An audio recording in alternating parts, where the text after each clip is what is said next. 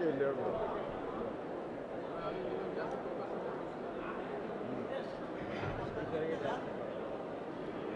ಅದು ಹೇಳಿದ್ರು, ಕಂಪ್ಲೇಂಟ್ ಕೊಟ್ಟಿದ್ದೀರಿ ಇವತ್ತು. ಸ್ಪೀಕರ್ ಕಂಪ್ಲೇಂಟ್ ಕೊಟ್ಟಿದ್ದೀರಿ. ನೀವು ಏನೇನು ಬರ್ತದೋ ಅದನ್ನು ಕರೆಕ್ಟಾಗಿ ಕಳಿಸ್ಕೊಡ್ಬೇಕು. ಯಾವ್ದು ಬೇಕೋ ಅದನ್ನು ಕಟ್ ಮಾಡಿ ಉಳಿದಿದ್ದು ಮಾತ್ರ ಮಾಡೋದು, ನಾವು ಮಾತಾಡುವಾಗ ತಿರುಗಿಸೋದು ಅದೆಲ್ಲ ಮಾಡ್ತಾರೆ ಹೇಳಿ ಕಂಪ್ಲೇಂಟ್ ಕೊಟ್ಟಿದ್ದೀವಿ. ಅದನ್ನು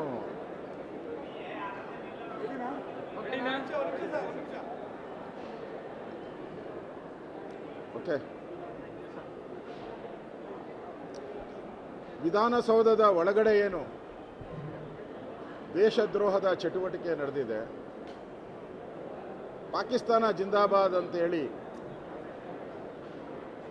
ರಾಜ್ಯದ ಜನತೆಗೆ, ದೇಶದ ಜನತೆಗೆ ಏನು ದ್ರೋಹ ಮಾಡಿದ್ದಾರೆ, ಇದು ಇವತ್ತು ದೇಶ ಅಲ್ಲ. ಗೃಹ ಸಚಿವರು ಹೇಳ್ತಾ ಇದ್ರು, ಬೇರೆ ಬೇರೆ ದೇಶದಿಂದನೂ ಕೂಡ ಗೃಹ ಸಚಿವರಿಗೆ ಫೋನ್ ಬರ್ತಾ ಇದ್ದಂತೆ, ಬೇರೆ ಬೇರೆ ದೇಶ ಏನು ಹಿಂಗೆ ನಡೀತಾ ಇದೆ, ಏನಾಗ್ತಾ ಇದೆ ವಿಧಾನಸೌಧದಲ್ಲಿ, ಯಾಕೆ ಏನು ಕ್ರಮ ತೆಗೆದುಕೊಂಡಿಲ್ಲ ಅಂತೇಳಿ ಸ್ವತಃ ಹೋಮ್ ಮಿನಿಸ್ಟ್ರೇ ಒಪ್ಕೊಂಡಿದ್ದಾರೆ. ಇಲ್ಲೆಲ್ಲ ದೇಶ ವಿದೇಶದಲ್ಲೂ ಸುದ್ದಿ ಆದದ್ದು, ಕಾಂಗ್ರೆಸ್ ಅವರು ಮಾತ್ರ ಇದನ್ನು ಇನ್ನೂ ನಂಬಕ್ಕೆ ತಯಾರೇ ಇಲ್ಲ. ಅವರು ಇದೆಲ್ಲ ಮಾಧ್ಯಮದ ಸೃಷ್ಟಿ, ಮಾಧ್ಯಮದಲ್ಲಿ ಅವ್ರು ಬಂದಂಗೆ ಬರ್ಕೊಂಡಿದ್ದಾರೆ. ಪ್ರಿಯಾಂಕಾ ಖರ್ಗೆ ಅವರಂತೂ ಮಾಧ್ಯಮಕ್ಕೆ ಒಂದು ರೀತಿ ಧಮಕಿನೂ ಹಾಕ್ಬಿಟ್ಟಿದ್ದಾರೆ. ಇವಾಗ ಇಡೀ ದೇಶ ತಲೆ ತಗ್ಸುವಂಥ ಇಂಥ ಘಟನೆ ನಡೆದರೂ ಕೂಡ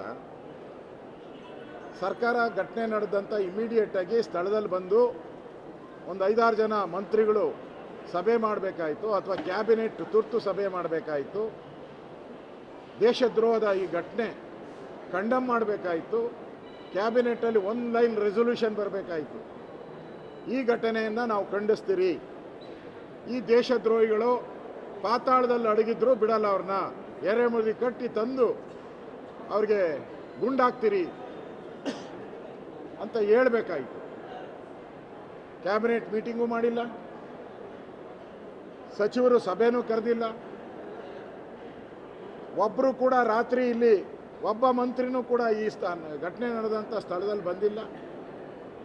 ಯಾರು ಇಲ್ಲಿ ಕಾಂಗ್ರೆಸ್ ಅಭ್ಯರ್ಥಿಯಾಗಿದ್ದು ನಾಸೀರ್,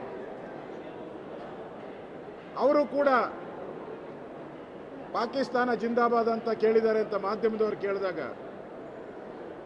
ಅವ್ರ ಮೇಲೆ ಕ್ರಮ ಮಾಡ್ತೀನಿ, ಅವ್ರ ಮೇಲೆ ಗುಂಡಾರಿಸ್ತೀರಿ ಅಂತ ಹೇಳಿದೆ. ಮಾಧ್ಯಮದವ್ರನ್ನ ಅವ್ಯಾಚ ಪದಗಳಿಂದ ನಿಂದಿಸಿರುವಂಥದ್ದು. ಇವೆಲ್ಲವನ್ನ ಗಮನದಲ್ಲಿಟ್ಕೊಂಡು ಇವತ್ತು ಸರ್ಕಾರ ಕೊಟ್ಟಿರೋ ಉತ್ತರ ನೋಡೋಣ ಮಾಡೋಣ ಅಂದರೆ, ದೇಶದ್ರೋಹದ ಘಟನೆ ವಿಧಾನಸೌಧ ಒಳಗಡೆ ಆದ್ರಾಗ, ಎಲ್ಲೋ ಹಳ್ಳಿಯಲ್ಲಾದರೆ ತರಿಸ್ತೀನಿ ವರದಿ, ಯಾವುದೋ ಹಳ್ಳಿಯಲ್ಲಿ ನಡೆದಿದೆ 400-500 ಕಿಲೋಮೀಟರ್ ದೂರದಲ್ಲಿ ತರಿಸ್ತೀನಿ ವರದಿ ಅಂತ ಹೇಳಿದರೆ ನಂಬೋದಾಯಿತು. ಕಣ್ಣು ಮುಂದೆ ನಡೆದಿರೋದು, ವಿಧಾನಸೌಧದಲ್ಲಿ ನಡೆದಿರೋದಕ್ಕೆ ಸಾಕ್ಷಿ ಕೇಳ್ತಾ ಇದ್ದಾರೆ ಕಾಂಗ್ರೆಸ್ ಅವರು. ನಾಚಿಕೆ ಆಗಲ್ವ ಇವ್ರಿಗೆ, ಕಾಂಗ್ರೆಸ್ ಅವ್ರಿಗೆ? ಇಲ್ಲಿ ನಡೆದಿರೋಂಥ ಘಟನೆಗೆ ಸಾಕ್ಷಿ ಕೇಳ್ತಾ ಇದ್ದಾರೆ. ದೇಶದ್ರೋಹವನ್ನು ಯಾವುದೇ ಕಾರಣಕ್ಕೂ ಸಹಿಸಲ್ಲ ಅನ್ನೋ ಮಾತನ್ನು ಗೃಹ ಸಚಿವರು ಹೇಳಿದ್ದಾರೆ. ಹಂಗಾರೆ ಸಹಿಸಿಲ್ಲ ಅಂದರೆ ಇಷ್ಟು 24 ಗಂಟೆ ಆಯ್ತಲ್ಲ, ಯಾಕೆ ಯಾರನ್ನು ಬಂಧಿಸಿಲ್ಲ? ಯಾರ ಮೇಲೆ ಯಾಕೂ ಕ್ರಮ ಇಲ್ಲ? ನಾಸೀರ್ ಅವರು ಯಾರು ರಾಜ್ಯಸಭಾ ಕ್ಯಾಂಡಿಡೇಟ್ ಇದ್ರು, ನಾಸೀರ್ ಹುಸೇನ್, ಅವ್ರನ್ನ ಯಾಕೆ ಕರೆದು ಎನ್ಕ್ವೈರಿ ಮಾಡಿಲ್ಲ? ಯಾರ್ಯಾರು ಕರ್ಕೊಂಬಂದಿದ್ದೆ ಅಂತ ಅವ್ರನ್ನ ಯಾಕೆ ಕೇಳಲಿಲ್ಲ? ಅವ್ರನ್ನ ಪಾರ್ಟಿಯಿಂದ ಯಾಕೆ ಸಸ್ಪೆಂಡ್ ಮಾಡಿಲ್ಲ? ಈಗ ನೂರಾರು ಪ್ರಶ್ನೆಗಳು ಜನಗಳ ಮುಂದೆ ಇವತ್ತಿದೆ. ನಾವು ವಿಧಾನಸಭೆಯಲ್ಲಿ ನಮ್ಮೆಲ್ಲ ಶಾಸಕರು ಇವತ್ತು ಇದ್ರ ಬಗ್ಗೆ ಧ್ವನಿ ಎತ್ತಿದ್ದೀವಿ. ಯಾವುದನ್ನು ಬೇಕಾದರೂ ನಾವು ಕ್ಷಮಿಸ್ತೀರಿ, ಆದರೆ ದೇಶದ್ರೋಹಿಗಳನ್ನು ನಾವು ಯಾವುದೇ ಕಾರಣಕ್ಕೂ BJP ಕ್ಷಮಿಸಲ್ಲ ಅನ್ನೋ ಮಾತನ್ನು ಸ್ಪಷ್ಟವಾಗಿ ಹೇಳಿದ್ದೀವಿ. ಈ ವಿಧಾನಸೌಧ ಇರೋದು ಪವಿತ್ರವಾದಂಥ ವಿಧಾನಸೌಧ, ಜನರ ತೆರಿಗೆ ಹಣದಲ್ಲಿ ನಾವು ಕಟ್ಟಿರೋ ವಿಧಾನಸೌಧ. ಇಲ್ಲಿ ದೇಶದ್ರೋಹದ ಚಟುವಟಿಕೆ ನಡೆಯುತ್ತೆ ಅಂತಂದರೆ ನಾವಿದ್ರೆ ಎಷ್ಟು, ಬಿಟ್ಟರೆ ಎಷ್ಟು, ನಾವು ಬದುಕಿದ್ರೆ ಎಷ್ಟು, ಸತ್ತರೆ ಎಷ್ಟು? ಕಾಂಗ್ರೆಸ್ ಅವರು ಅರ್ಥ ಮಾಡ್ಕೊಬೇಕು. ಇದ್ರ ಬಗ್ಗೆ ಸಮರ್ಥನೆ ಮಾಡಕ್ಕೆ ಹೋಗಬಾರ್ದು. ಕಾಂಗ್ರೆಸ್ ಅವರು ಅವರ ಹೇಳಿಕೆಗಳೆಲ್ಲ ಅವ್ರನ್ನ ಸಮರ್ಥನೆ ಮಾಡೋ ರೀತಿಯೇ ಇದೆ. ಈ ಸಮರ್ಥನೆ ಮಾಡೋವಂಥ ರೀತಿಯನ್ನು ಬಿಟ್ಟು ಕೂಡಲೇ ಅವ್ರನ್ನ ಬಂಧಿಸಬೇಕು. ಅಲ್ಲಿವರೆಗೂ ನಾವು ಧರಣಿಯನ್ನು ಮಾಡ್ತೀರಿ. ಅವ್ರನ್ನ ಬಂಧಿಸೋವರೆಗೂ ನಾವು ಧರಣಿಯನ್ನು ಮಾಡ್ತೀರಿ. ಈ ಹೋರಾಟ ನಿಲ್ಲಲ್ಲ.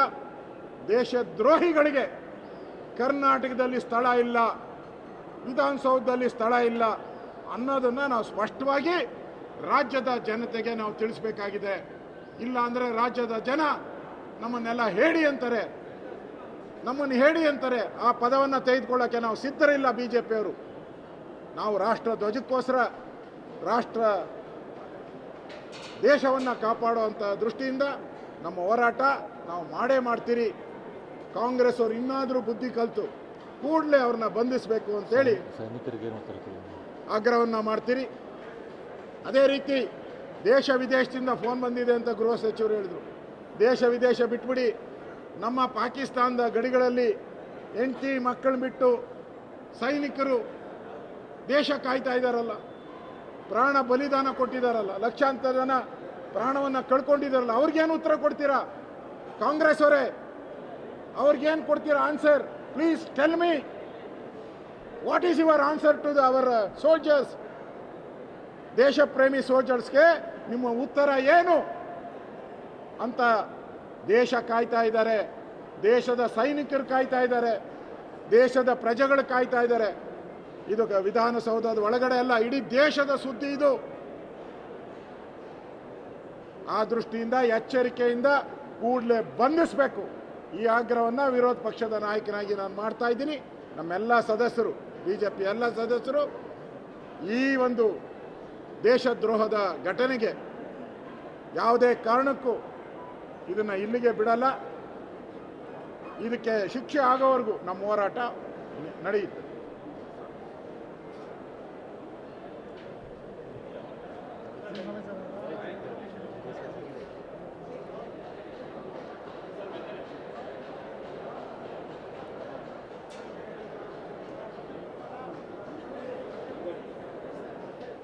ನ್ಯೂಸ್ ಬೆಂಗಳೂರು.